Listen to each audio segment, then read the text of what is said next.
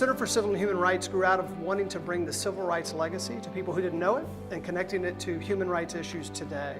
And so during the design competition, we wanted the architecture to be a part of the storytelling. We would have meetings at the very beginning phase of the project with the architect, where Phil Freelon and his colleagues would be around the table to hear from the exhibition designers, the exhibition storytellers, what stories we wanted to tell within the Center for Civil and Human Rights. So the design really had two meanings. One, two hands, cupping something very important, and also creating a space for action, like a plaza or a park that you see civil and human rights activities take place in. The geometry on the exterior facade is out of this world. The architect and ourselves coordinated that in great detail, and we gave the illusion of a curved facade when in fact these are segmented panels around the entire facade.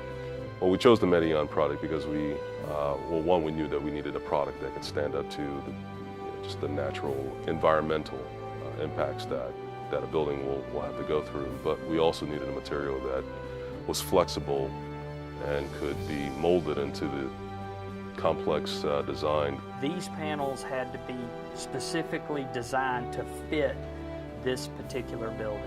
These two dominant large curvilinear walls that form a shared space for collective action, they're 70 feet high at their highest points. He talked about that as informing the visitor's experience, so that they come into the space, go through the exhibitions, learn, share with the people that they're there with, and hopefully leave changed by it. That seemed like the right concept for us. Very quickly the team felt that this was an appropriate concept to explore. The idea for Trespa really grew out of the fact that we wanted the walls to be patterned, almost like a whole group of people marching, individuals making up the greater whole. And so Trespa became a very good option when it was presented to us, one, because it could actually allow us to curve the walls, which was an important piece of the design, but also it could be patterned in this really interesting way. From my perspective, what I really got excited about was that it had a lot of design integrity, but allowed us to be quite simple.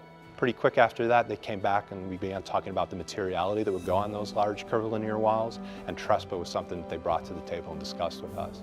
We again very quickly thought that this was a great idea because the ability to cut the pieces of Trespa, the variety of shapes that we could make, the way it could fit onto the curvilinear walls, the fact that there's an iridescence or a sheen or a grain to the panels allowed us to invert some of them, and it makes the wall look like there are 4 colors when there really are only 2 colors. We chose the colors to mimic that of flesh tone, of skin tone.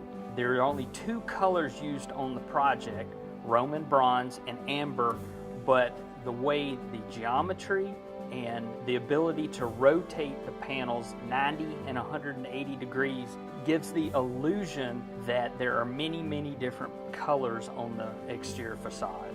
We knew the shape of the building would give us greater options or greater appearances of more than just 2 or even 4 colors, that it would just give us a nice rainbow of within the flesh tone family.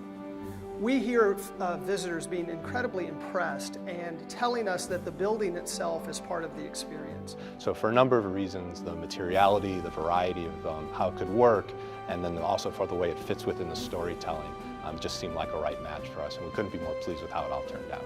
Really, the architecture is unlike anything else that's in Atlanta. The material using Trespa has not been done very much around the city, and they also want to read something into the design. So we hear people talking about that the building represents past and present, that it represents civil and human rights, that it represents domestic and international issues, that they can see the color of people's skin in the materiality of the Trespa itself. So it represents all races, which is part of our storytelling.